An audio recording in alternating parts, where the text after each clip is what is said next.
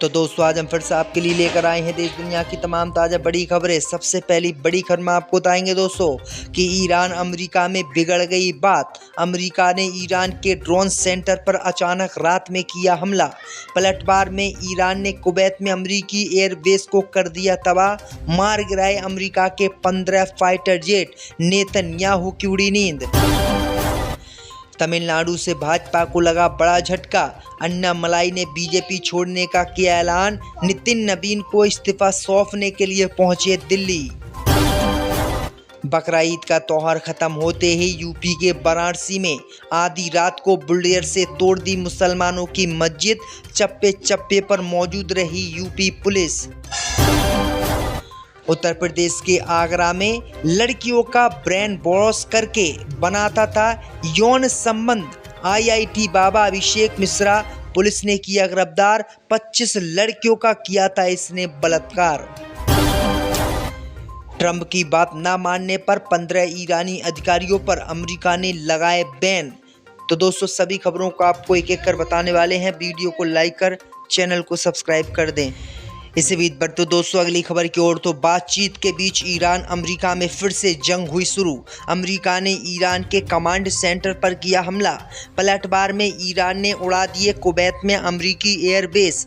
दोस्तों आपको बता दें कि ईरान अमेरिका के बीच युद्ध विराम को लेकर बातचीत लगातार जारी है। इसी बातचीत के बीच अमेरिका ईरान की स्थिति एक बार फिर से बदल गई है। अमेरिका ने बीती रात ईरान के ड्रोन कमांड सेंटर पर हमला कर दिया है, जिससे यहां पर काफ़ी तबाही मची है। पलटवार में ईरान ने भी कुवैत में अमेरिकी एयरबेस को तबाह कर दिया है। इस पर लगभग 2 से 2,500 मिसाइलें दाग दी हैं, जिसमें अमेरिका के सबसे खतरनाक एयर डिफेंस सिस्टम भी चपेट में आए हैं और उनको धुआं ईरान ने कर दिया है। वहीं आपको बता दें कि इसी के साथ एक अमेरिका के एयरबेस पर जो टेलीकॉम टावर था उसको भी ईरान ने अपने हमले में उड़ा दिया है। वहीं आपको बता दें कि अमेरिका के इस बेस की जानकारी किसी के पास नहीं थी, लेकिन ईरान ने इस बेस को ढूंढकर निकाल लिया और अमेरिका के इस बेस को जहन्नुम बना दिया। वहीं आपको बता दें कि इन्हीं बेसों के माध्यम से अमेरिका MQ-1 ड्रोन अपने उड़ाता था और ईरान पर हमला करता था, लेकिन ईरान की सेना ने इसी एयरबेस को आज तबाह कर दिया है, जिसमें अमेरिका को करोड़ों रुपए का नुकसान हुआ है। अब खबर ये आ रही है दोस्तों कि ईरान अमेरिका में फिर से जंग किसी भी वक्त शुरू हो सकती है। इसी बीच बढ़ते दोस्तों अगली खबर की ओर। तो लड़कियों का ब्रेन वॉश करके करता था यौन शोषण। आईआईटी बाबा अभिषेक मिश्रा पुलिस ने किया गिरफ्तार। दोस्तों आपको बता दें कि देश में बाबाओं का प्रकोप इस समय चरम पर है। कहीं कोई बाबा है तो कहीं कोई बाबा है। अभी बीते ही दिनों एक बाबा की लगभग 50 से 60 वीडियो वायरल हुई थी, जिसमें वो मेज पर बैठाकर महिलाओं के साथ यौन शोषण यानी यौन संबंध बना रहा है। और अब उसे बीते हुए 2 महीने भी नहीं हुए हैं कि एक और आईआईटी बाबा अभिषेक मिश्रा नाम का पकड़ा गया है। ये बाबा लड़कियों का ब्रेन वॉश करता था, उसके बाद उनके साथ जबरदस्ती यौन संबंध बनाता था। वो मना करती थी तो उनको धमकी देता था और इसी मामले को लेकर इस आईआईटी बाबा अभिषेक मिश्रा को पुलिस ने मथुरा से गिरफ्तार कर लिया है। वहीं आपको बता दें कि ये बाबा जो है पढ़ी लिखी लड़कियों का ब्रेन वॉश करके उनका यौन शोषण करता था और उसका वीडियो बनाकर उन्हें और उनके परिवार को ब्लैकमेल करता था। ऑनलाइन प्रवचन देकर ये अपने भक्त बनाने और उसकी आड़ में लड़कियों को आकर्षित कर उनका शोषण करने का काम करता था। एक पीड़ित लड़की की शिकायत के आधार पर मथुरा पुलिस ने आरोपी अभिषेक मिश्रा उर्फ अधिकर्ता नारायण दास को बाबा को गिरफ्तार कर लिया है। तो ये बड़ी अपडेट आ रही दोस्तों कि ये साल 2017 से 2021 तक आईआईटी रुड़की से मैकेनिकल इंजीनियर की पढ़ाई इसने की थी और ये उड़ीसा का रहने वाला है और ये खुद को अधिकर्ता नारायण दास बताता है। इसने लगभग करीब 24 लड़कियों के साथ संबंध बनाए और उनके वीडियो भी बनाए और फिर उनसे कहता अगर वो संबंध नहीं बनाती तो कहता मैं तुम्हारी वीडियो वायरल कर दूंगा और ऐसे ही लड़कियों के साथ ये यौन शोषण कर रहा था। तो ये बड़ी अपडेट आई दोस्तों कि एक और बाबा पकड़ा गया है। अभी 2 महीने पहले एक बाबा महाराष्ट्र से पकड़ा गया था जो IAS और बड़े बड़े मंत्रियों को मेज पे बैठाकर उनके साथ यौन शोषण करता था। और अब एक बाबा ये पढ़ा लिखा पकड़ा गया है, इसने भी लगभग 24 लड़कियों के साथ यौन संबंध बनाए हैं। इससे भी बढ़ते दोस्तों अगली खबर की ओर, तो ईरानी हमलों से तबाह हुए अमेरिका ने 15 ईरानी अधिकारियों पर लगाया बैन। दोस्तों आपको बता दें कि ईरान और अमेरिका के बीच जो जंग शुरू हुई थी, उस जंग में 15 ऐसे जो कमांडर थे, जो सेना के अधिकारी थे, जो अमेरिका को उम्मीद थी कि ये सारे के सारे उसके कहने पर झुक जाएंगे और अमेरिका से मिलकर ईरान को अमेरिका युक्त ईरान बनाएंगे। लेकिन आपको बता दें दोस्तों कि इन जाबाज अधिकारियों ने अमेरिका की गुलामी नहीं सही, बहुत पैसे का इन्होंने लालच दिया, लेकिन ये पैसे भी इन्होंने लेने से मना कर दिया। और इसी बात से नाराज होकर अमेरिका ने ईरान के इन 15 अधिकारियों पर बैन लगा दिया है।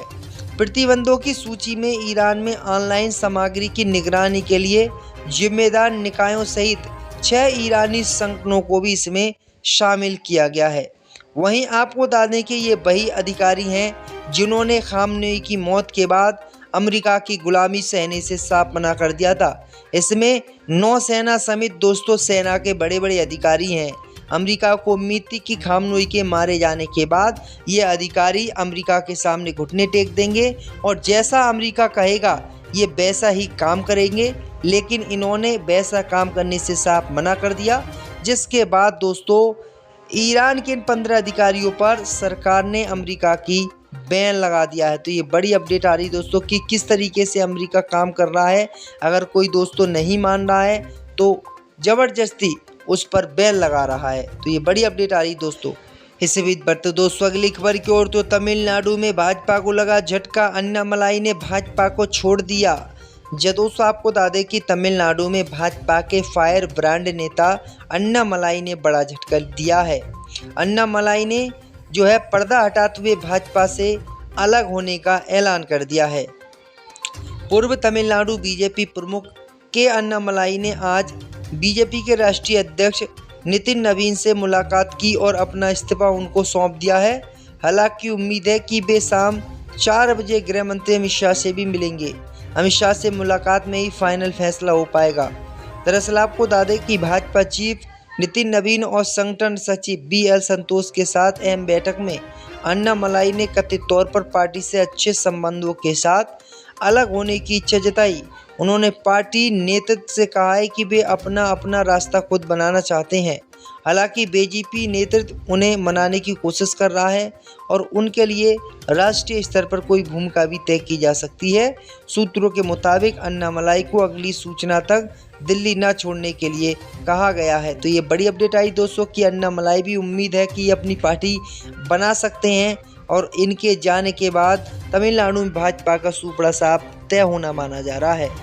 इससे भी बढ़ते दोस्तों अगली खबर की ओर, तो उत्तर प्रदेश के वाराणसी में आधी रात को बुलडोजर चलाकर मुसलमानों की तोड़ी गई मस्जिद।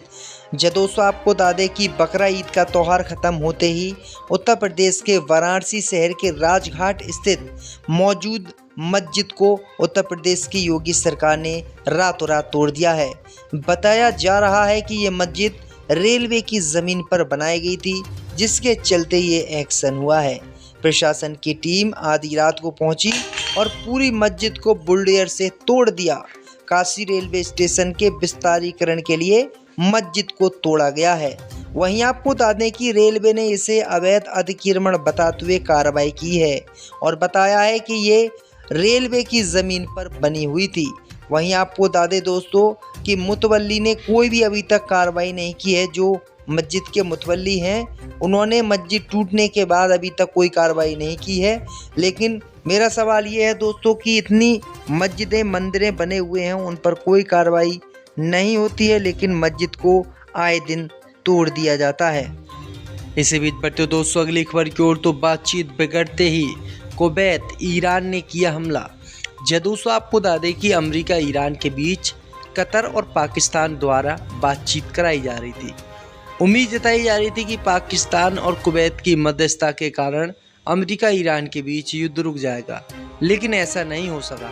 वहीं आपको बता दें दोस्तों कि अमेरिका ने अचानक ही रात में ईरान के ऊपर हमला किया उसके बाद ईरान ने भी पलटवार में कुवैत में जो अमेरिका के एयरबेस थे उन पर हमला किया। यूएई के जो एयरबेस थे उन पर भी ये हमला किया गया है। तो ये बड़ी अपडेट आ रही दोस्तों कि अब ईरान भी पलटवार में लगातार हमले इन पर कर रहा है।